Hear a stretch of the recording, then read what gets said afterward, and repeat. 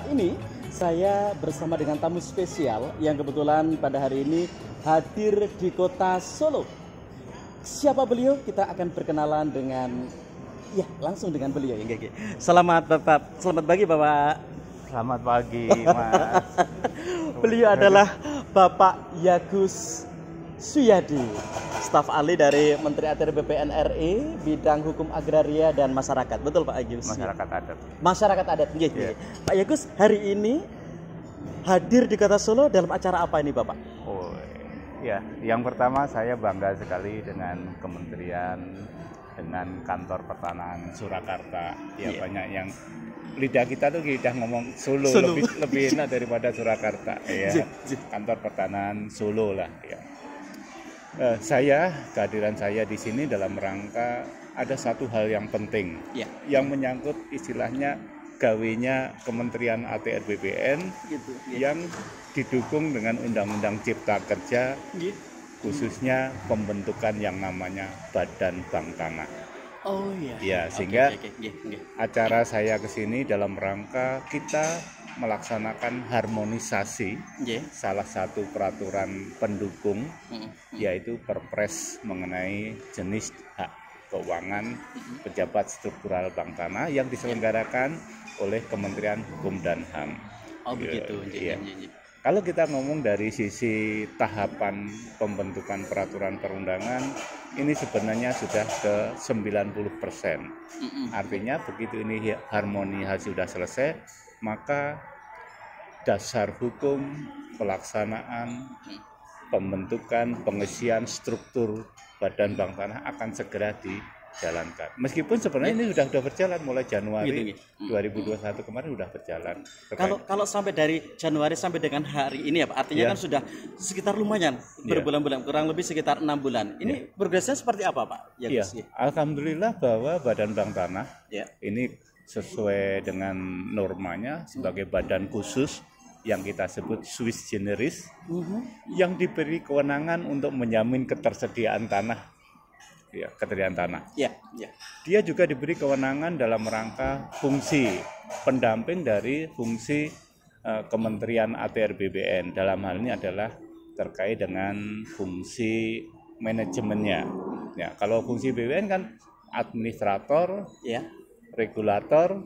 Nah, sekarang ini adalah pengelolaannya. Sehingga jangan salah penafsiran, yang dikelola oleh Badan Bank Tanah itu pure murni tanah-tanah yang statusnya tanah negara.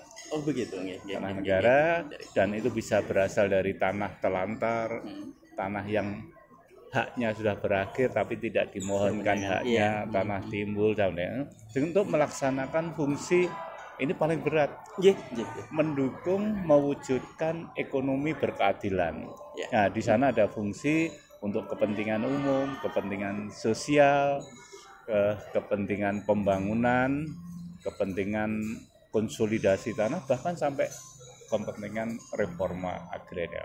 Ini fungsinya Bank Tanah demikian. Luar biasa strategis sekali ya Pak ya. Fungsi itu ya Pak ya. Artinya semuanya akan dikembalikan kepada untuk kemakmuran masyarakat Indonesia tentunya gitu. Yang berkeadilan. Kalau saya lebih cenderung dari sisi politik hukum.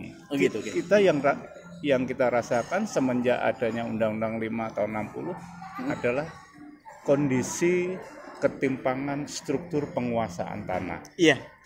Ini yang sangat memprihatinkan di kita, maka kehadiran Bank Tanah ini nanti akan meminimalisir, mengurangi ketimpangan struktur penguasaan tanah, sehingga ini adalah kehadiran negara dalam rangka tadi mengelola tanah tadi.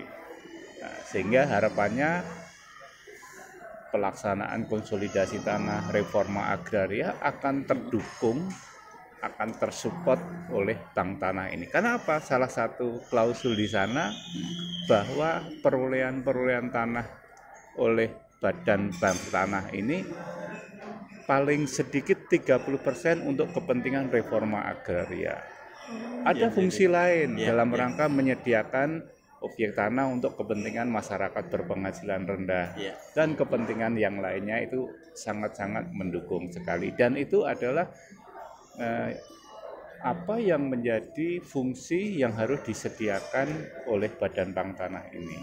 Sehingga tidak ada, atau paling tidak kita meminimalisir konflik begitu tanah bekas HGU tidak diperpanjang statusnya tanah yang langsung dikuasai negara, maka Bank Tanah akan hadir untuk menata.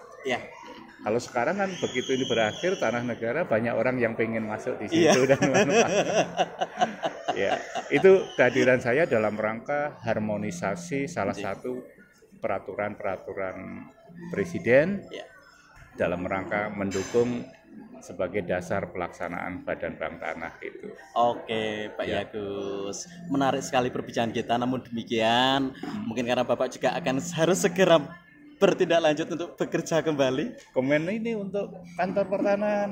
Nah, gimana? Ya, Berbun. Saya mengharapkan yang dilaksanakan oleh teman-teman kantor pertanahan dalam hal ini harus ada dua. Yang pertama adalah membuat suatu perencanaan yang matang. Betul. Yang kedua dalam rangka peningkatan kualitas data pendaftaran tanah melalui program kegiatan kayak PTSL, redistribusi tanah, lintas sektor dan lain sebagainya, termasuk pelayanan rutinnya. Kalau dua hal ini, terutama yang nomor 2, peningkatan kualitas data, itu bisa diwujudkan, maka kebetulan Kementerian ATR BPN baru merancang yang namanya Rancangan Undang-Undang Pertanahan. Salah satu substansinya adalah dalam rangka menyiapkan pendaftaran tanah untuk sistem positif ke depannya. Nah, bagaimana mekanisme yang kita sudah melakukan sporadis mulai tahun 60 sampai sekarang ini. PTS salah satu jembatan bahwa nanti bisa desa per desa, kelurahan per kelurahan menjadi lengkap, dan itu nanti kita buat mekanismenya. Tidak harus seluruh wilayah Indonesia sistem lengkap, tapi bisa per area. Per wilayah begitu. Sudah ada kecamatan lengkap, kita tetapkan di daerah kecamatan itu berlaku sistem positif. Sudah ada kota lengkap. Nah, mudah-mudahan kantor pertanahan Surakarta ini menjadi pionir di dalam menyiapkan data pertanahan yang berbasis elektronik. Memang alhamdulillah dari kantor pertanahan Kota Surakarta memang sedang melakukan itu saat ini, Pak. Kita genjot semuanya, semua sumber daya. Mudah-mudahan ini menjadi terkontrol dan sekali lagi pentingnya peningkatan kualitas data pertanahan ini menjadi acuan kita menuju era ke depan yang modern dalam arti pelayanan yang berbasis elektronik. Berbasis digital. Maka pembangunan di sini kepada teman-teman kantor pertanahan ini sesuatu momentum yang luar biasa dalam rangka transformasi digital dari data analog ke data digital. Data elektronik, sehingga tahun berikutnya kita sudah enak, lebih mudah, tidak lagi terkendala pada kekurangan tenaga, tidak ada lagi terkendala pada dokumen yang sulit mencarinya. Kalau semuanya sudah masuk di dalam pangkalan data, lebih mudah untuk pengelolaannya. Nah, itu akan lebih mudah. Ya udah, selamatlah kepada kantor pertanahan Kota Surakarta. Iya, Kota Surakarta, Kota Solo. Pak Yagus, sekali lagi terima kasih sudah berkenan berbincang-bincang ala ngopi pagi dengan Kantah Kota Surakarta. Sekali lagi tetap sehat selalu Pak Yagus. Amin. Selalu beraktivitas dan mengemban amanah. Alhamdulillah nanti bisa diberikan keberuntungan, kemudahan dunia dan akhirat. Amin. Matur nuwun Pak Yagus. Sama-sama. Sekali lagi sukses untuk Kota Surakarta. Semangat. Matur nuwun. Demikian tadi Sobat ATR BPN Kantor Pertanahan Surakarta, bincang pagi kami dengan staf ahli dari Menteri ATR BPN Republik Indonesia, Bapak Yagus Suyadi. Saya Anton Sulistyo, mohon undur diri. Wassalamualaikum warahmatullahi wabarakatuh. Sampai jumpa.